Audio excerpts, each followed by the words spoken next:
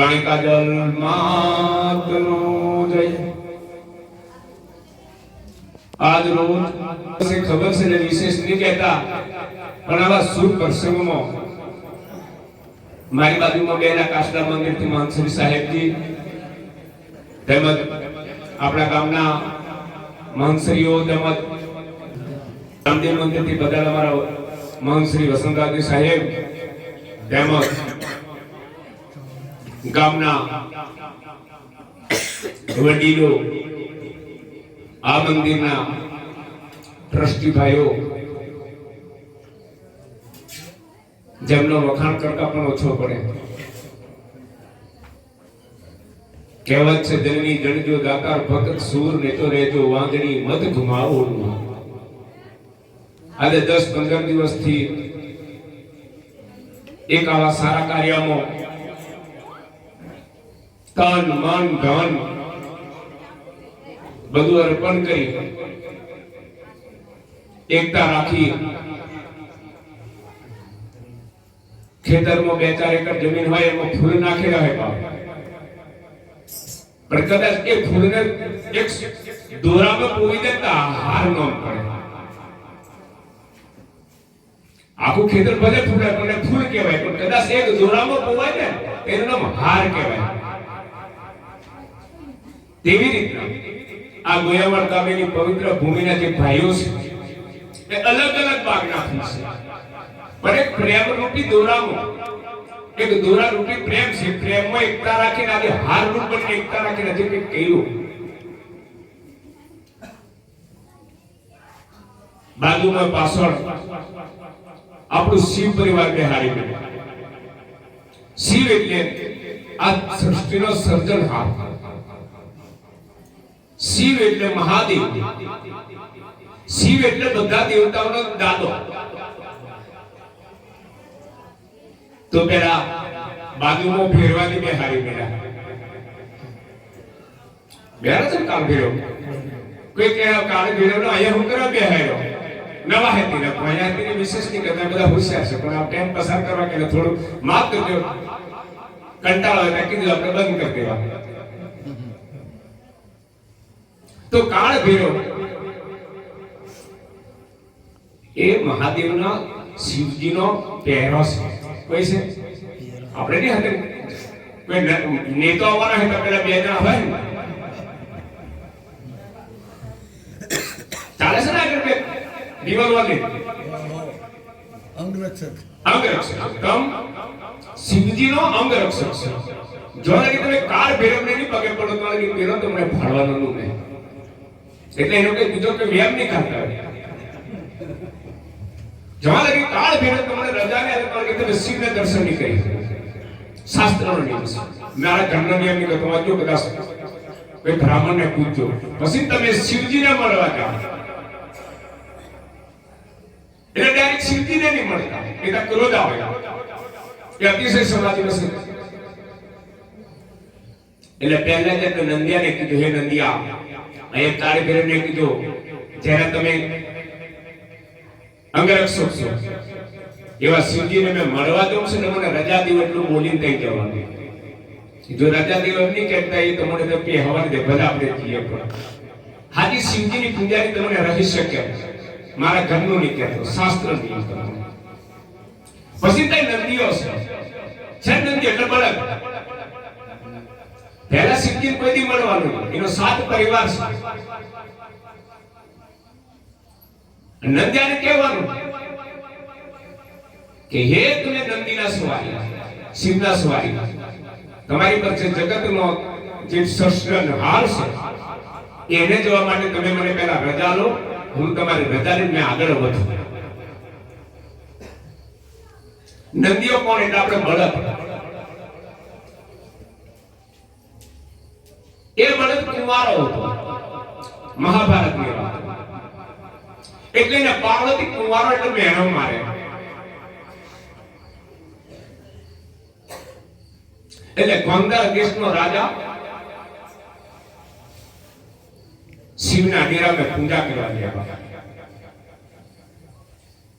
અને ગોંધા દેશના રાજાને નંદીએ કીધું મેં તને વચન આપ્યું તારા થોડે બાળકની હેતુ, પણ જે બાળક થાય કદાચ છોકરી આવે તો મારી સાથે લગ્ન કરવું પડે. કોણ કીધું? નંદિયા એટલે બળદ.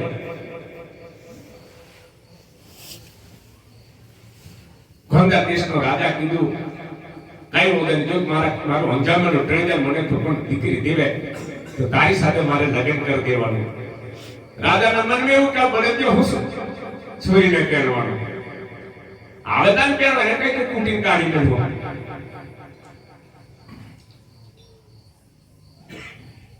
અને એક બાજુ નંદિયાને રોજ પાર્વતી મેળવામાં આવે એટલે નંદિયો ખીજવાય ને ગોંધારીને કીધું જો મેં બાળક આલું પણ પેણા લીધે દેવા પડે એટલે મારે પાર્વતીજીનો મેળો ટળી જાય. એક દાડા તું કે મને 4 ફેરા મારી જોડે ફરી જાય પછી મારે કોમનું ને તમારી દીકરો પર 4 ફેરા મને ફરવા દેવું પડે. પેલો કબૂલ કીધું બાપ. એટલે નંદિયાને લગ્ન કર્યા ગોંધારીમાં પેલું છોકરીનું. અને જે આપણે કૌરવોની માં ગોંધારી એમ કે આખલાને તેડી ગઈ બાપ. એટલે એને કોઈ રાખે ને એટલે ઉંદરાને પછી પાછા લઈ આવ્યા. કૌરવનો બાપ દુષ્ટા એટલે ગોંધારીને લગ્ન કર્યું નંદિયો, એટલે એને પાર્વતી સ્વીકાર કર્યો નંદી તરીકે. એવા નંદિયાની રજા લેવી પછી બીજા નંબરમાં કાસબો છે. કાસબાને મળ્યું ત્રીજા નંબરમાં. અને કાસબાને કહ્યું કે જેવી રીતના તારામાં સહન શક્તિ છે, સંકોચી લેવાનું પોતાના અંગને, એને તમે ગોળીબાર કરશો ને તો કાચબો આખું માથું કાપ દે, એનું પગ સંકેતી રહે, ખાલી પીઠ એટલું રાખશે. એવી મેં મારા તારા શિવજીને મળવા દો, તમારા કામ ક્રોધ મોહ માયા લોભ આ બધું સંકેતી લીધો અને મને નંદીને સુધી પહોંચવા દીધો. પછી ચોથા નંબરમાં ગણપતિ હશે પાછળ. આ શંકર ભગવાનને મળવા જવાની રીત તો ડાયરેક્ટ બધા શિવજીને કહેવું, ગણેશજીને કહેવું કે હે ગણેશ તારો બાપ સમાધિનો છે તો જરાક ધ્યાન દોરજો, મેં જો તમને ક્ષમા કરજો, તારા બાપને મારે મળવું છે તો રજા આપજો. આટલું બોલ્યા પછી બાજુમાં માં શક્તિ પાછળ પાર્વતીજીને બેહાડવામાં આવી અને પાર્વતીજીને કહ્યું કે હે માં મેં તારા પતિદેવને મળવા દો, ક્ષમા કરજો, જરાક એને જગાડજો અને મારે એને મળવાની મને રજા આપજો. છેલ્લે પછી શિવજીને મળ્યો. આ એનો ક્રમ છે. પછી બાજુમાં ભાથીજી મહારાજ. તો ભાથીજી મહારાજ એના અક્કલબા અને તકલસિંહ રાજા. તકલસિંહ રાજાને 2 દીકરીઓ હતી, સોનમાન વાનજીબા. પણ તકલસિંહના મનમાં એવું હતું કે આ બધા મૂંગા પ્રાણીને મારી નાખે તો મારા કરતા એવો વીર પાકે તો આપણું રક્ષણ થાય. આપણા જે હિન્દુ ધર્મની હાનિ કરતા મુસલમાનો એટલે ગાયો કસાય વાળી લીધા, સાપ 9 નાગની જાતોને મારી નાખતા. એટલે તકલસિંહ રાજાને થયું કે જો મારા ઘરે એક સૂરવીર દીકરો પાકે અને કોઈક મુસલમાનો થોડા ઠંડા પાડે એવો દીકરો દેવે તો સારું. એટલે કે કાલિકા માના દર્શન કરતા કાલીએ કીધું કે જા તને શંકર ભગવાનના વચનથી તને દીકરો થશે. એ આપણા મૂંગા પ્રાણીઓનું રક્ષણ કરે છે અને મારા આશીર્વાદ છે. અને કંકુબાના પેટે 2 દીકરા જન્મ હાથી હાથી પાવ. ભાથીજી મહારાજને શંકરનો અવતાર ગણવામાં આવે. એવું શાસ્ત્ર કે મેં કહેતો ને ભાવા કે જરા બાદ એવું નથી.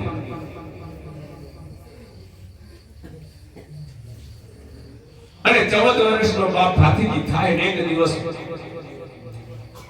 આવીને પરચા બતાડવાના હતા. એને રક્ષણ કરવા માટે અવતાર લીધેલો.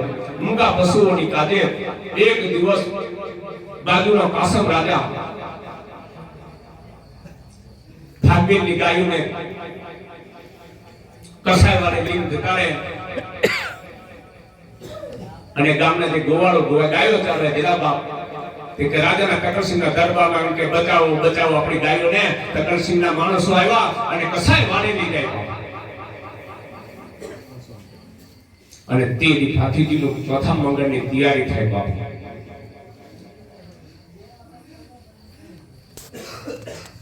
ચોથા મંગળની તૈયારી થાય અને પેલા બૂમો પાડે બચાવો બચાવો ગાયોના પ્રધાન અને ભાતીજી પોતાની વડમાળા ચોથો મંગળની તૈયારી કાપી નાખી અને પોતાની વડમાળા કરી સુરવીરથી ટાઈમસર 60 મંગળને મારી નાખ્યા. સુરવીરના કે બાપ પાળિયાથી થઈ ગયા બાપ.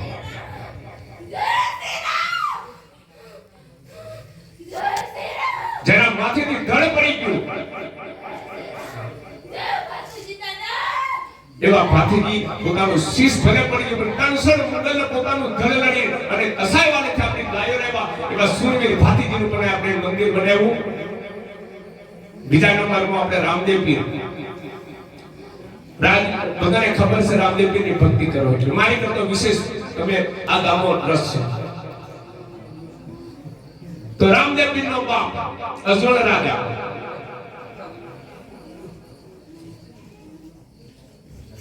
અજમલ રાજાને બે દીકરી હતી, સગુણા અને લાસા. કોઈ કહેતા ડાલીબાઈની દીકરી પણ ડાલીબાઈની શિષ્ય હતી, દીકરી કેવી હતી બાપ. ડાલીબા તો એક ચમારની દીકરી હતી. 5 વર્ષની રામદેવ પીરનો જન્મ થયો હતો. જ્યારે રામદેવ પીર પધારે છે તો ત્યારે ડાલીબાઈ 5 વર્ષની. તો શાસ્ત્ર કે કઈ ભાડવે દેવું પાછું મને નહીં કહેતા. મેં બોલો એટલે પાછા મારી પર આપશોસ નહીં કરતા પણ મેં પહોંચી નહોતી તમને. અને રામદેવ પીર જ્યારે અજમલ રાજા દર દ્વારકા રણોજાથી તે પૂનમ ભરવા દ્વારકા કૃષ્ણ ભગવાન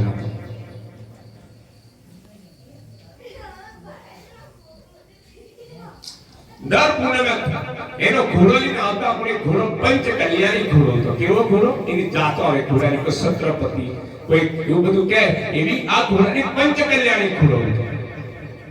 કે અજમલ રાજા દર પૂનમે ઘોડેશ્વરની પૂનમ ભરવા પણ આ ઘોડાને જોઈ પણ ઘોડાનો જે મંદિરનો પૂજારી હતો દ્વારકાનો કૃષ્ણ ભગવાનના મંદિરનો એ પૂજારીને પેલા અજમલ રાજાના ઘોડા પર મતી વહી ગઈ. કદાચ આ જે રાજા આવે ઘોડો એ મરી જાય તા ઘોડો મેલી એટલે ઘોડો લેવાની પડી. બીજું કે પૂજારી કીધું ભાઈ તું રોજ આવે ક્યાં ગામનો? દર પૂનમ તું પૂનમ બરોબર તું છે કયા ગામનો? અજમલ રાજા કીધું મેં છેક રણુજાથી આવું પૂનમ ભરવા કૃષ્ણના દર્શન કરવા આવું ઠાકોરના બાપ.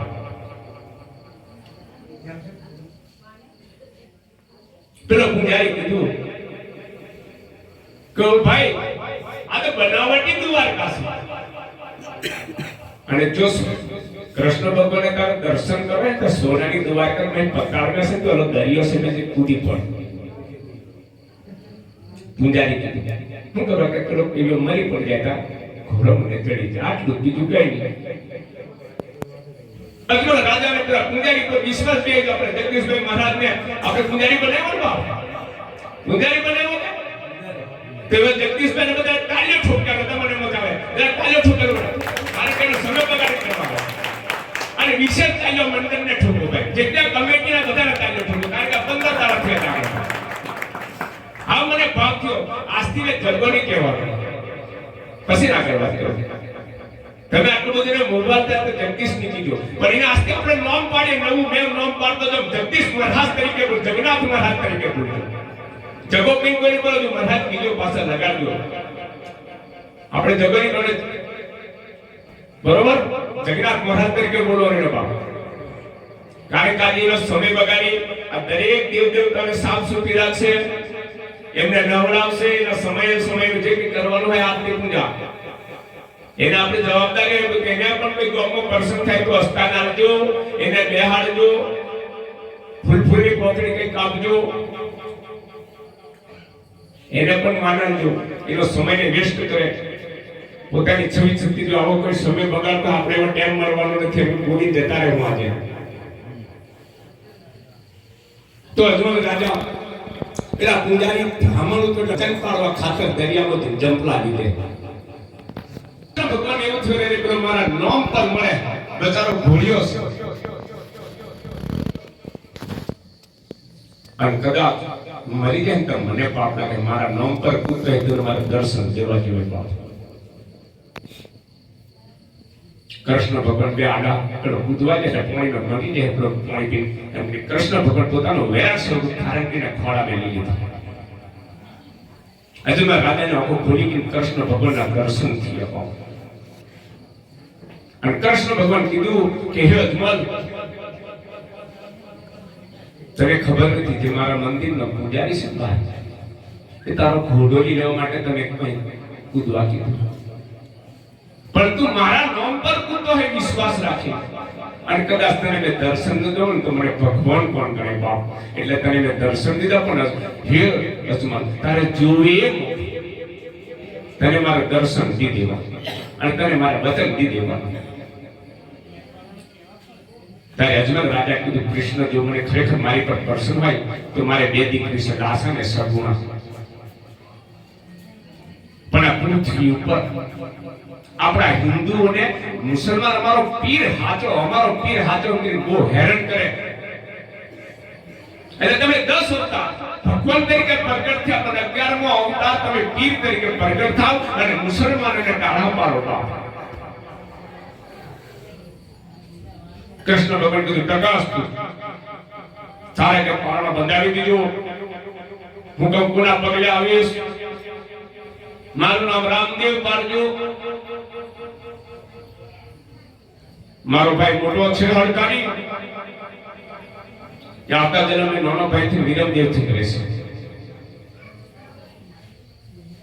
અને હાથી મોટો કે કંકુના પગલે પારણામાં ઢળી જાય તે દાડે અમને તમે હાથો કૃષ્ણ આવી જો તને નિશાની કીધું.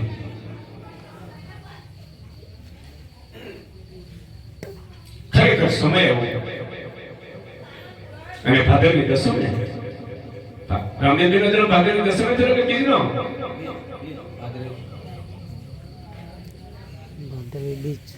જેનો જે દાડે જન્મ છે બધાને કશું કઈ બોલતા નહીં પૂછ્યું પણ તે દાડે જન્મ થયો. કેવા દિવસે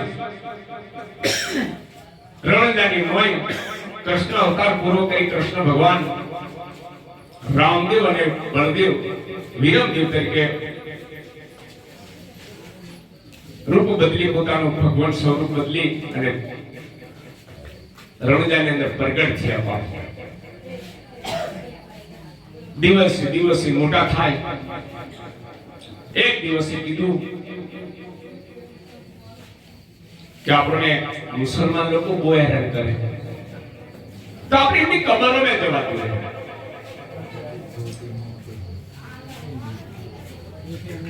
તે વખતે દિલ્હીનો અકબર મહાન વ્યક્તિ હતો, મુસલમાનનું રાજ ચાલે, આપણા હિન્દુઓને હેરાન કરે. એટલે રામદેવ પીર 10 વર્ષનો હોય અને એને કબરોમાં જો પેલા મુસલમાન લોકો કબરો બનાવતા એટલે આપણે ટાંકીએ કહેવાય, મોહણી તો શમશાન, પણ એ લોકોની ભાષામાં કબર કહેવાય. એ કબરોમાં રામદેવ પીરને સરકાવે એટલે બધી કબરો બોલતી થઈ ગઈ.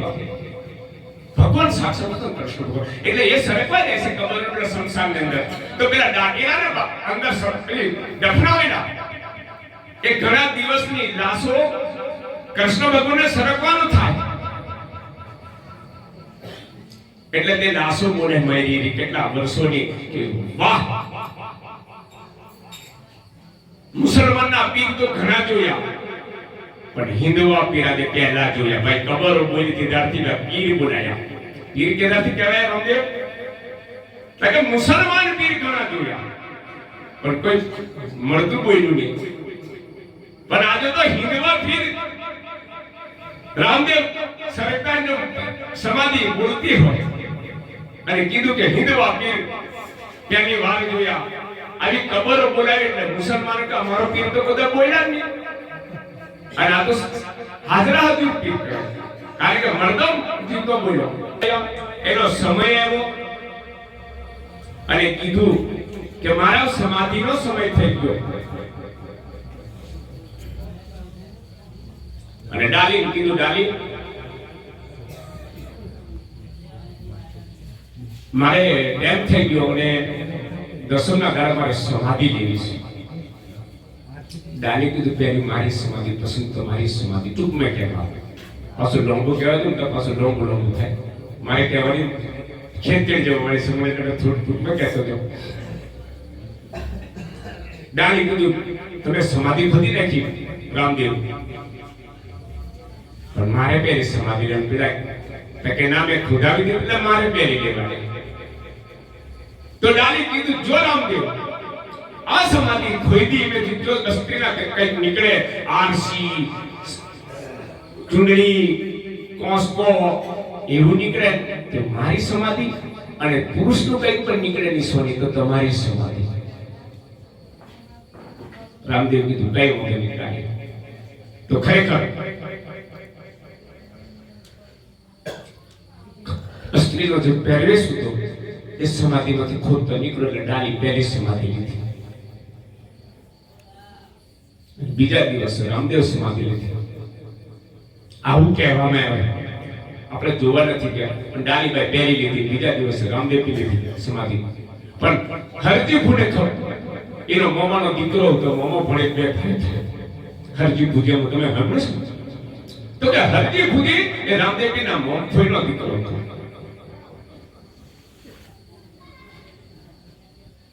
એને બધા કે તું હોત આજે રામદેવ સમાધિ ની લીધી. કે ના હોય યાર, અમે ભેગા ગમે બારા બેહેલા, અને ખરેખર રામદેવ ની જોડે હતો, બે ભાઈ ભેગા થયા. અને પેલા ગોમે આવે ભુજી તો પેલા ગોમના કે આજે તું કઈ ગયેલો રાખો દારો? તો કઈ ના, આજે મેં રામદેવના જંગલમાં ફરવા ગયેલા બંને થાય. તો પેલા લાઈ દેવા તો કઈ ફરવા ગયેલા? હું તો હવારે ગોવાળિયા લોકો સમાધિ ખોદી સમાધિ લીધી. પેલા પણ અમે હમણાં ફર્યા છે મારા ભાગોને તમે બે મિનિટ થતી સમાધિ હોય કરી એટલે પેલા કે ની ચાલ તને બતાવડા તે લીધી.